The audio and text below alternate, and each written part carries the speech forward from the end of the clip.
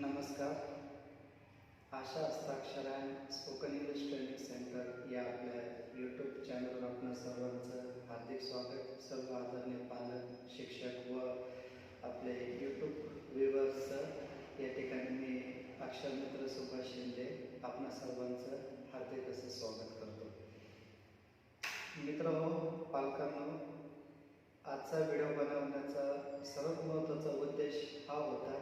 सर्वप्रथम आपणा सर्वांना भारतीय स्वातंत्र्य दिनाच्या हार्दिक शुभेच्छा. व्हिडिओ थोडा लेट बनवला, उशिरा बनवला, त्याबद्दल दिलगिरी व्यक्त करतो. आपणा सर्वांना भारतीय स्वातंत्र्य दिनाच्या हार्दिक शुभेच्छा.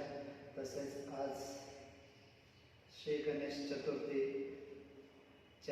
तसेच श्री गणपती बाप्पाच्या आगमन उत्सव दिनाच्या आपणा सर्वांना या ठिकाणी मी हार्दिक अशा शुभेच्छा देतो.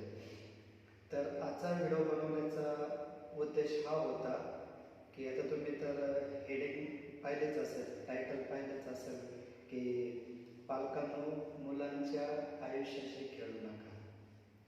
फार गंभीर वाक्य आहे. मुलांच्या आयुष्याशी खेळू नका, योग्य शाळा निवडा.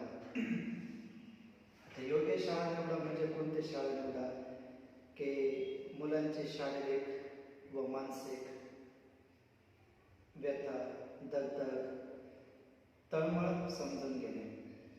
आता पहा, जसं की आता आपल्या थोडक्यात सांगायचं म्हणजे हा व्हिडिओ खास आपल्या आरंगाव मेहराबाद येथील पालकांसाठी बनवत आहे. की बऱ्याच पालकांची पण प्रतिक्रिया आहे की अशा गोष्टी आपापसात फक्त डिस्कस होत आहेत, चर्चेला जात आहेत, परंतु त्या प्रत्यक्षात काय अवलंबल्या जात नाहीत. हा शैक्षणिक व्हिडिओ खास पालकांना समर्पित करण्यात येत आहे. तसेच शिक्षकांना देखील आहे आणि विद्यार्थ्यांना देखील हा व्हिडिओ समर्पित करण्यात येत आहे. आता आरंगाव ही आपली जन्मभूमी, आपली ही भूमी पावनभूमी आहे. पावन संतांची, पावन अवतारमय बाबा, त्याच्यानंतर अवतारमय बाबा, जगविख्यात अवतारमय बाबांची समाधी आपल्या आरंगाव मेहराबादला लाभलेली आहे. आपल्या गावात जागृत देवस्थाने देखील आहे. श्री संत बुवाजीभाऊ महाराजांची संजीवनी समाधी आहे. श्री चक्रधर स्वामींचे देखील मंदिर तेवढंच प्रसिद्ध आहे. तर अशा पावनभूमीमध्ये जगाच्या कानाकोपऱ्यात जगावर ठसा उमटवलेलं गाव म्हणजे आरंगाव मेहराबाद आहे. आणि अशा गावांमध्ये, ह्या गावामध्ये सांगायची विशेष गोष्ट म्हणजे रत्नाची खाण असलेलं गाव म्हणजे आपलं आरंगाव मेहराबाद आहे.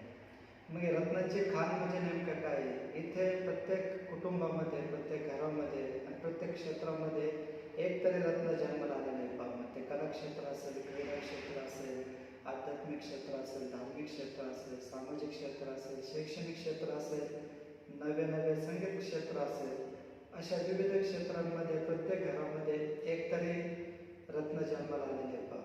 त्यांची नावं सांगण्याची गरज नाही. आपण जर ते लिस्टच तयार केली तर आपल्या लक्षात येईल की खरंच आपलं आरंगाव मेहराबाद हे रत्नांचे खाण असलेलं गाव आहे.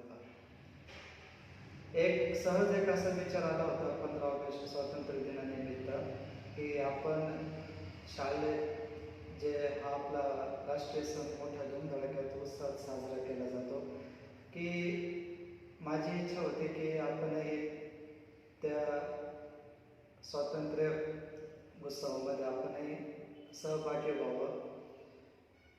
आपल्याला देखील आपलं मनोगत ॲज अ ग्रामस्थ म्हणून आपल्याला जर संधी मिळाली तर आपण आपलं मनोगत व्यक्त करण्याचा असा एक मानस होता. परंतु दुर्दैवाने त्या दिवशी भरपूर पाऊस होता, पावसाळी वातावरण होतं. पाऊस तर आपल्याला आवश्यक आहेच आहे, परंतु मलाही त्या कार्यक्रमाला येणं शक्य झालं नाही.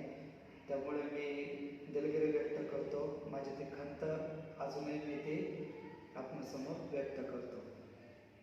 तर त्या दिवशी जे पालकांना आवाहन करायचं राहून गेलं ते मी आज या व्हिडिओच्या मार्फत आपणा सर्वांना आवाहन करू इच्छितो. याच्यामध्ये काही विनंती देखील आहे, ते देखील आपणास करू इच्छितो. आणि याच्यामधून काही नाही, प्रत्येक मुलांच्या व्यथा आपल्या सर्वांसमोर मांडण्याचा एक छोटासा प्रयत्न करत आहे. त्याच्यात किती मुद्दे बरोबर असतील, किती चुकीचे असतील, हे या बाबतीत तुम्ही सर्व सुज्ञ आहात. जमलं तर प्रयत्न करा याच्यावर विचार करण्याचा. व्हिडिओच्या शब्दाकडे लक्ष असू द्या आणि त्याच्यावर तुम्ही परिस्थिती सापेक्ष असेल तर नक्कीच त्याचा गांभीर्याने विचार करावा अशी मी आपल्या सर्वांना विनंती करतो. तर ह्या आजच्या टायटलनुसार की पालकांनो, मुलांच्या आयुष्याशी खेळू नका, योग्य शाळा निवडा, म्हणजे नेमकं काय? आता आपल्या औरंगाबादमध्ये विविध प्रकारच्या शाळा आहेत. मराठी माध्यमांच्या आहेत, इंग्रजी माध्यमांच्या आहेत, CBSEच्या देखील आहेत, केंद्रीय माध्यमाच्या सुद्धा खूप साऱ्या शाळा आहेत आपल्या गावामध्ये. त्यापैकीच एक शाळा आहे जिल्हा परिषद प्राथमिक केंद्र शाळा. हे फार आपल्या शाळेला म्हणजे विविध प्रकारचे महाराष्ट्र शासनाचे पुरस्कार प्राप्त झालेले अशी आपली एकदम सुंदर शाळा आहे. एकेकाळी ती शाळा आज किती सुंदर सुवाच्य एकदम व्यवस्थित नीटनेटके दिसते. तिथले शैक्षणिक पद्धती पण खूप छान आहेत. तिथल्या असणाऱ्या मुख्याध्यापिका, तसेच सर्व शिक्षक वृंद, तसेच त्या शाळेच्या सुंदरपणासाठी झटलेले सर्व गावातील सामाजिक क्षेत्रातील, शैक्षणिक क्षेत्रातले सगळे अभिव्यक्ती ज्यांच्या पुढाकाराने आज ती शाळा आज महाराष्ट्र शासनाच्या पुरस्कार यादीमध्ये अव्वल स्थानी आहे. या शाळेमध्ये शिक्षकांकडनं मुलांना खूप छान शिक्षण दिलं जातं. हे सत्यच आहे, कारण बऱ्याच इंग्रजी माध्यमाच्या पालकांनी त्यांचे मुलं त्या शाळेतून काढून जेव्हा प्राथमिक शाळेमध्ये त्यांचे प्रवेश निश्चित केले, ज्या मुलांना इंग्लिश मिडियमच्या मुलांना इंग्लिश वाचता येते असं पण नाही आहे. तुम्ही खात्री करून पहा, आपले मुलं जर इंग्लिश मिडियममध्ये शिकत असतील तर पहा त्यांना इंग्लिश किती वाचता येते, कोणत्या वर्गात शिकतायत, किती इंग्लिश वाचता येते. त्याच तुलनेने त्यांना मराठी किती वाचता येते हे पण तुम्ही चेक करून पहा, तपासून पहा. तर ज्या ज्या पालकांना कळलं आपल्याला आपले मुलं हे इंग्रजी माध्यमाच्या शाळेमध्ये मुलांना आपल्याला लिहिता येत नाही, वाचता येत नाही, त्यांनी ते मुलं काढून प्राथमिक शाळा प्राथमिक केंद्र शाळेमध्ये त्यांचे प्रवेश निश्चित केले. आज ते मुलं इंग्लिशही वाचतायत आणि मराठी देखील खडखडीत वाचतायत. तर ज्या ज्या पालकांना अनुभव आला, ज्या ज्या मुलांमध्ये बदल दिसले, त्यांनी ज्या ज्या इतर पालकांना ही जाणीव करून दिली, ही जागृती निर्माण केली, अशा इतर पालकांनी देखील आपल्या मुलं त्या शाळेमध्ये त्यांचे प्रवेश घेतले आणि त्यांच्यावर सुद्धा झालेला परिणाम हा दिसून येतो. हे झालं 1ली ते 4थीपर्यंत. 5वीच्या पुढे काय होतं? 5वी नंतर 4थीतल्या मुलांना जर विचारलं की बाबा तुम्हाला आता 5वीला कोणत्या शाळेमध्ये प्रवेश घ्यायचा आहे, तर सर्वस्वी मुलं नगरच्या शाळेमध्ये प्रवेश घ्यायचा आहे. इथून औरंगाबादच्या हाकेच्या अंतरावर असं 2-4 किलोमीटर अंतर वाळकेला प्रवेश घ्यायचा आहे, आम्हाला त्या शाळेत प्रवेश घ्यायचा आहे, या शाळेत प्रवेश घ्यायचा आहे. पण शाळेमध्ये अशीच एक विद्यालय आहे आपलं अवतारमेळ बाबा विद्यालय, त्या शाळेमध्ये प्रवेश का घेऊ इच्छित नाही हे जर विचारलं तर वेगवेगळ्या प्रकारचे उत्तर येतात. साहजिकच आहे, त्यांच्या त्या प्रतिक्रिया असतात, त्या प्रतिसाद रूपी आपण त्या स्वीकारायच्या असतात. परंतु यामध्ये सांगायचं तात्पर्य असं आहे की आपण आपल्या मुलांची जी प्रवेश प्रक्रिया 4थी नंतर 5वीमध्ये ती आपल्या गावातल्या शाळेत का घेऊ नये? तिथं मराठी माध्यम पण आहे आणि सेमी इंग्लिश माध्यम पण आहे, तर त्या शाळेमध्ये का घेऊ नये असं मला पडलेला प्रश्न आहे. घ्यायला तर पाहिजे, परंतु पालकांच्या काही अडचणी आहेत, पालकांना काही शंका आहेत. नक्कीच त्या शंका कुठेतरी त्या प्रज्वलित झालेल्या आहेत, उपस्थित झालेल्या आहेत, म्हणून त्यांनी इकडं मुलं ॲडमिट न करता ते नगरच्या शाळेमध्ये प्रवेश घेऊ इच्छित आहे. ठीक आहे, काय प्रॉब्लेम नाही, शिक्षण कुठे घेतलं तरी शिक्षणच मिळतं, चांगलंच मिळतं अशी अपेक्षा आहे. मिळतं का नाही ते त्यांनाच माहिती, परंतु मिळावं अशी अपेक्षा आहे. आता गावामध्ये शाळा आहे, एवढी सुंदर शाळा आहे, एवढं मोठं प्रशस्त इमारत आहे, मैदान देखील आहे आणि घरापासून हाकेच्या अंतरावर शाळा आहे. 5 मिनिटं, जास्त जास्त 5 ते 10 मिनिटाच्या अंतरावर शाळा आहे, गावातील शाळा अवतारमेळ बाबा विद्यालय. या शाळेमध्ये जर आपल्या मुलांना 5वीच्या वर्गामध्ये आपण ॲडमिशन जर घेतलं तर आपल्याला होणारे फायदे कोणते आहेत? आधी मी तोटे आपल्यासोबत त्याच्या संबंधी माहिती देऊ इच्छितो. जर आपल्या मुलांचा प्रवेश आपण 5वीमध्ये नगरच्या शाळेमध्ये घेतला तर हे आपल्या गावामध्ये पिवळ्या रंगाच्या बसेस, स्कूल व्हॅन्स किती फिरतायत पहा तुम्ही. त्याच्या व्यतिरिक्त विदाऊट पिवळ्या कलरच्या पण बऱ्याच व्हॅन्स मुलांच्या ट्रान्सपोर्टेशनसाठी फिरतायत पहा, कारण तेवढे मुलंच नगरच्या गावाच्या बाहेर शिक्षण घेण्यासाठी जात आहेत पहा डेली, प्रत्येक वर्षी. मी तर म्हणजे शेकडो मुलं गावातून बाहेर पडतायत पहा. आपण कधी हा विचार केलाय का? केलाय असेल पण मला पडलेला प्रश्न आणि हा विचार आहे की नगरच्या शाळेमध्ये आपल्या मुलांचा आपण प्रवेश निश्चित केला, त्याची प्रवेश फीज किती असेल ती पण आपण भरलेली आहे.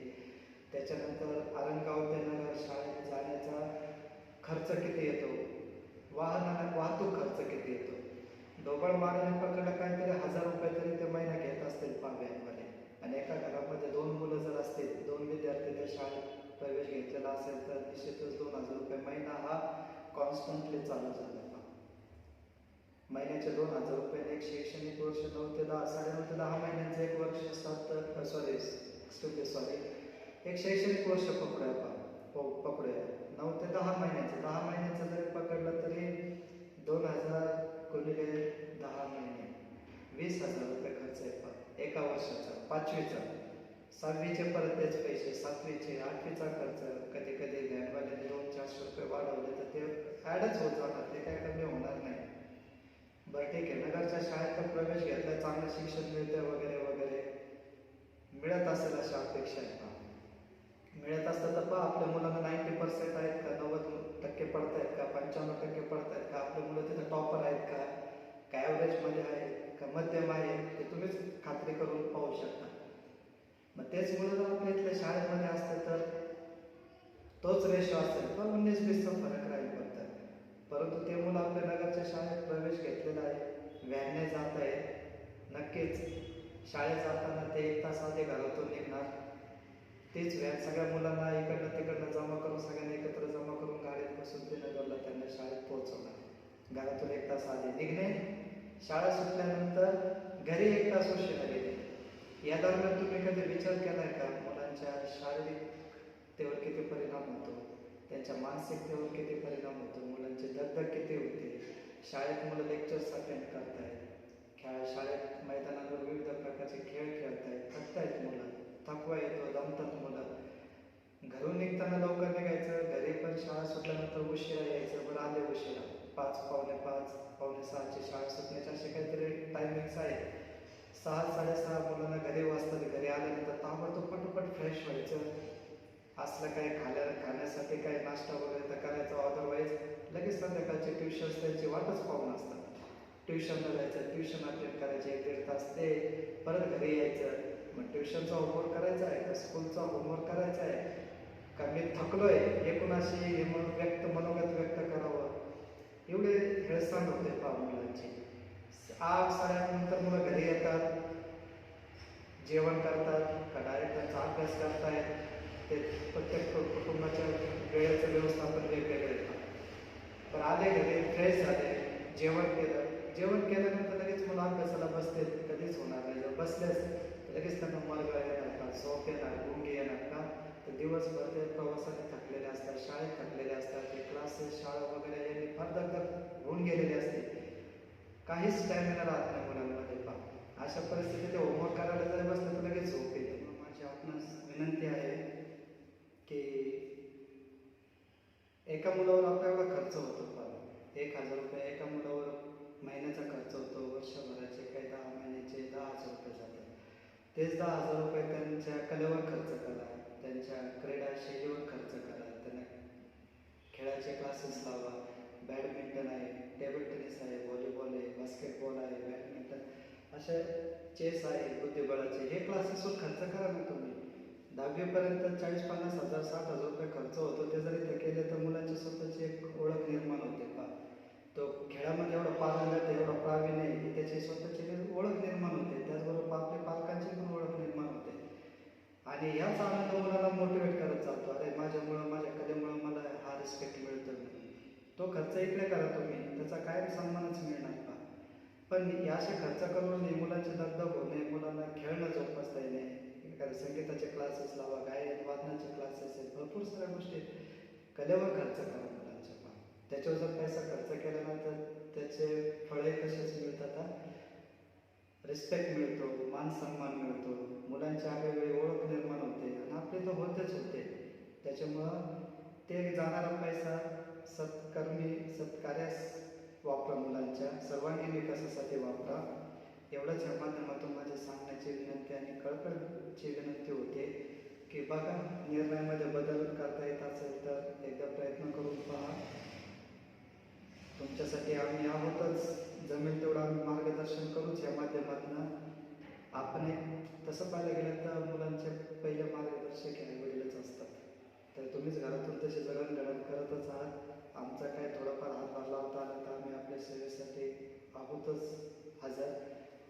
आरोग्याविषयी काही असतात काउन्सिलर्स, तुम्ही त्यांना विचारा, भेटीगाठी घेत चालणार. आपले मुलं वयात आलेले आहेत, त्या किशोरावस्थेत आलेले आहेत, त्यांच्यामध्ये शारीरिक बदल हे कोणत्या प्रसंगी किती घातक असतात, त्रासदायक असतात, अशा ह्या गोष्टी आपल्याला माहिती आहेतच आहेत, पण तरी एक सेकंड ओपिनियन म्हणून तुम्ही विचारत चला.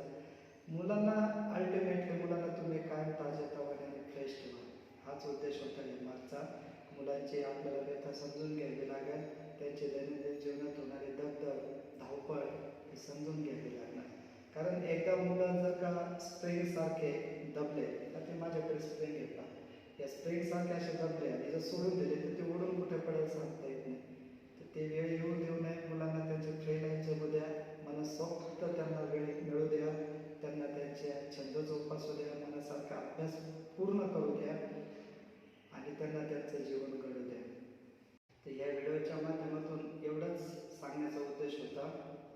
बाकी जर हा व्हिडिओ आपल्याला आवडला असेल तर कृपया आशा हस्ताक्षर स्पोकन इंग्लिश हा आपला यूट्यूब चॅनल आत्ताच सबस्क्राईब करून ठेवा. भविष्यात अजून विविध प्रकारचे मोटिवेशनल असे व्हिडिओज आपण तयार करणार आहोत, उपयुक्त असे व्हिडिओज तयार करणार आहोत. जर आपण चॅनलला सबस्क्राईब केलं तर आपल्याला वेळोवेळी त्या व्हिडिओबद्दल माहिती प्राप्त होईल. आणि अजून काय आपले अभिप्राय असतील तर कृपया खाली कमेंट बॉक्समध्ये नक्कीच आपले कमेंट्स नोंदवा, की जेणेकरून त्या सूचनांचा आदर करून अजून चांगले चांगले व्हिडिओ बनवण्याचे, मार्गदर्शनावर आधारित व्हिडिओ बनवण्याची प्रेरणा आम्हाला मिळेल. आणि पहा, विचार करून जर या पद्धतीने आपण मुलांचा मित्र होऊन जर त्याच्यात बदल घडून आणू शकत असू तर नक्कीच प्रयत्न करायला काही हरकत नाही. तर येणाऱ्या शैक्षणिक वर्षात नक्कीच आपण आपल्या मुलांच्या प्रवेशाबाबत गांभीर्याने विचार करा, अशी मी अपेक्षा व्यक्त करतो आणि आपली रजा घेतो. धन्यवाद.